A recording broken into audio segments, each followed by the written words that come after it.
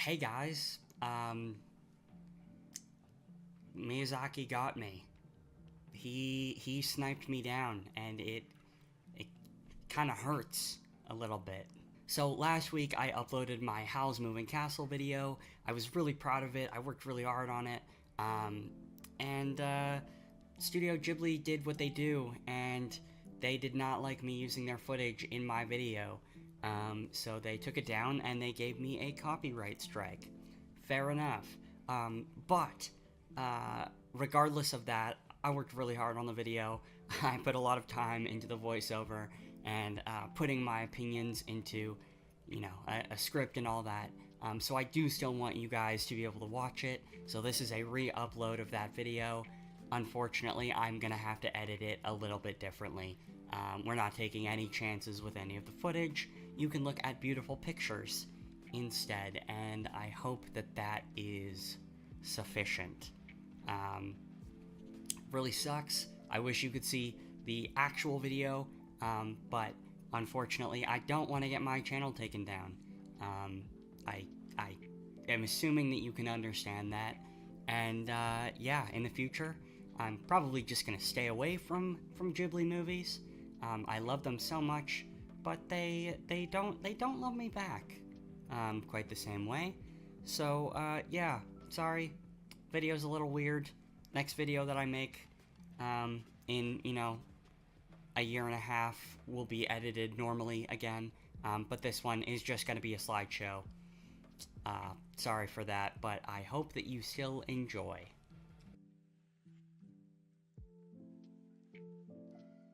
Alright, so I'm here once again to glaze Miyazaki. It's great to be back. Over the time I've been away, one might think I've been maybe getting up to something useful, such as solving world hunger or curing cancer, but no. I've just been watching a disgusting amount of television and movies, and quite frankly, I've been loving every minute. But on this journey of self-discovery, I decided to branch out a little and watch another Studio Ghibli movie. Yeah, I've taken these movies pretty slow, as I know they're thought of as classics, and I want to fully pay attention and understand them on my first watch-through. I don't want to have to go back afterwards with the opinions of others in my brain to taint my thought of the movie. My Spirited Away video is easily my favorite video I put out on the channel, not only because it did pretty well, but I also got the opportunity to talk about a piece of media that's nostalgic for so many others, but not really for myself. Reading in the comments about people that grew up with these movies sharing my sentiments was awesome, and it made the movie feel even more like a time capsule back to an important period in my life, even if that movie wasn't necessarily a part of it for me. So, I decided to take on another certified Ghibli classic to see if Howl's Moving Castle could at all match the energy that I was able to get from Spirited Away, and boy, was I happily surprised. Let's talk about Howl's Moving Castle.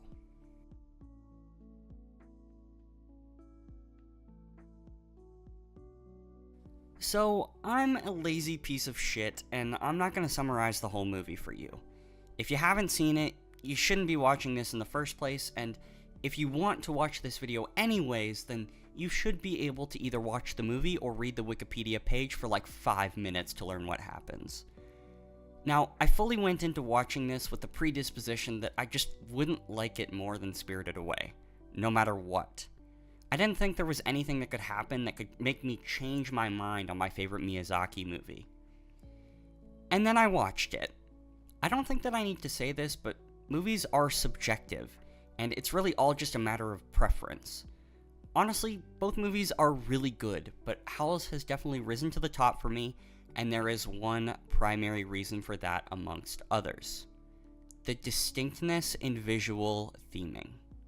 I know that me saying that might be a little bit of a word salad for some of you, and I do apologize. I will elaborate. The animation in both movies is superb, and I really can't differentiate greatly between the pure quality of the two. What I can differentiate, though, is what is being animated. Howl's prioritizes a lot of gorgeous wide shots of the landscape and of the castle itself later on, showing the countryside in a way that you can't help but just stop and stare.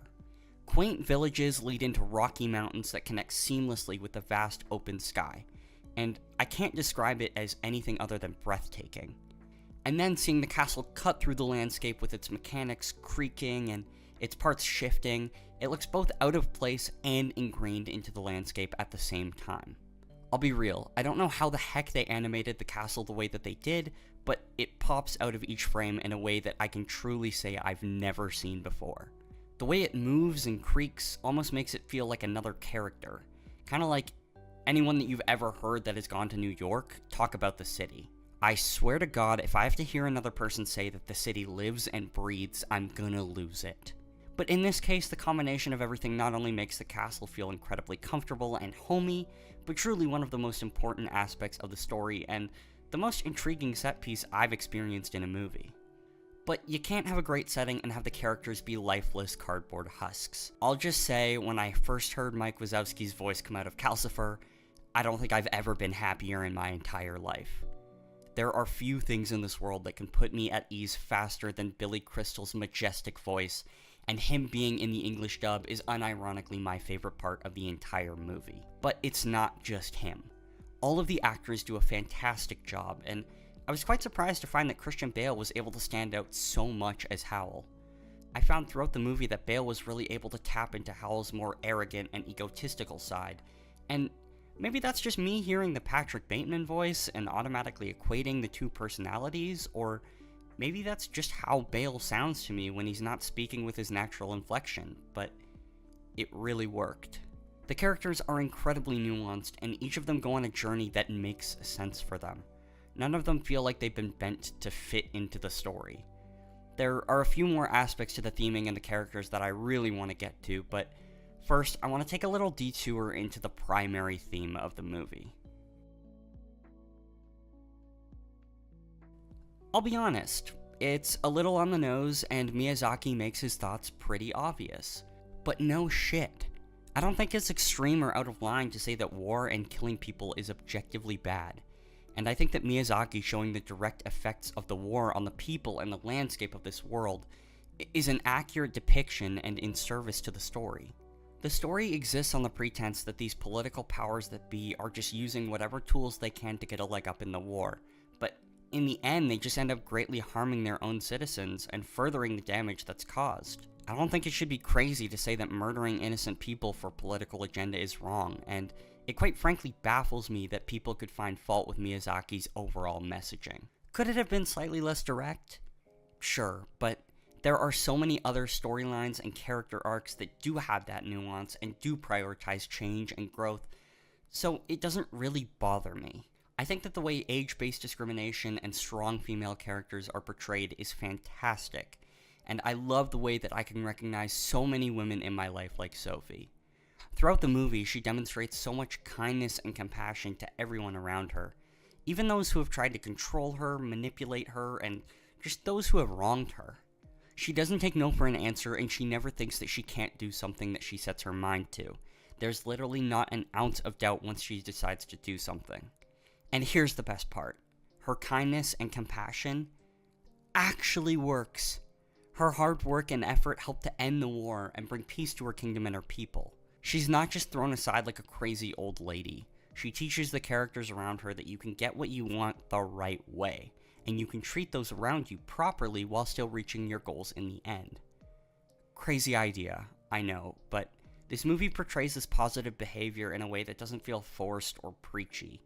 It just feels like this is naturally how Sophie has always been, and it's how she'll continue to be moving forward. Even Howl goes on a great journey of self-discovery throughout the movie, where we see him go from what we think is a self-centered and egotistical wizard who, quite frankly, just wants to serve his own interests, to a guy that is set free through care, compassion, and understanding. We also learn that his behavior at the beginning of the movie isn't necessarily just a result of him. It's an amalgamation of him being pulled in every direction, and both sides of the war wanting to selfishly use him for their own benefit. These characters are deeply flawed at the beginning of the story, no doubt, but seeing this natural growth and seeing how they change without it feeling artificially impacted is a breath of fresh air. And it's especially impressive when you think about the fact that this movie just celebrated its 20th birthday. In Canada, this movie could drink alcohol. That's kind of nuts. But moving on, I also wanted to touch very quickly on Sophie's transformation into the old woman. At first glance, this seems like the type of obstacle that Miyazaki likes to throw into his stories to create a feeling of whimsy and magic within the universe that he's created. However, I think this adds much more than that. This creates a natural physical barrier to Sophie reaching her goals, and it allows so many viewers like myself to connect to the story on an even deeper level. Having cerebral palsy, I'm so used to people seeing the way that I walk and move and writing me off completely before I even have the chance to open my mouth and engage with them. I understand what it's like to have others place expectations on what you can and can't do without even taking my input into account, and this happens to Sophie so much throughout the movie. Obviously, being old and being disabled is very different, but there were enough similarities that I felt seen, and that doesn't often happen for me in media. Sophie takes her challenges in stride, and while she acknowledges that they exist, be it making passing comments or maybe resting for a little bit longer, she never once uses it as an excuse to not do what she wants to do. People write her off, but she uses it to her advantage, taking this notion of her and turning it into a job so that she can figure out a way to break her curse. That's what we have to do. Use our challenges to our benefit and make them work for us. Because they can. It's truly crazy. I did not think that Howl's Moving Castle would quickly climb the ladder for the best disabled representation, but here we are. Move aside, South Park. So now we come to my favorite part of talking about these movies. The nostalgia. The comfort and the feelings that this movie instills in me are great. Might I say the vibes are impeccable. Miyazaki has so many strengths as a filmmaker, but I truly feel like he's best at creating a safe feeling within a terrifying world.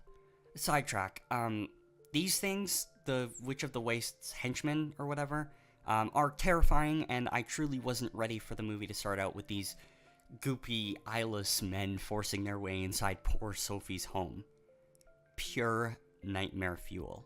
But in a world where monsters exist, war is raging, and magical castles roam the countryside, Miyazaki is still able to effortlessly create these moments of safety and comfort.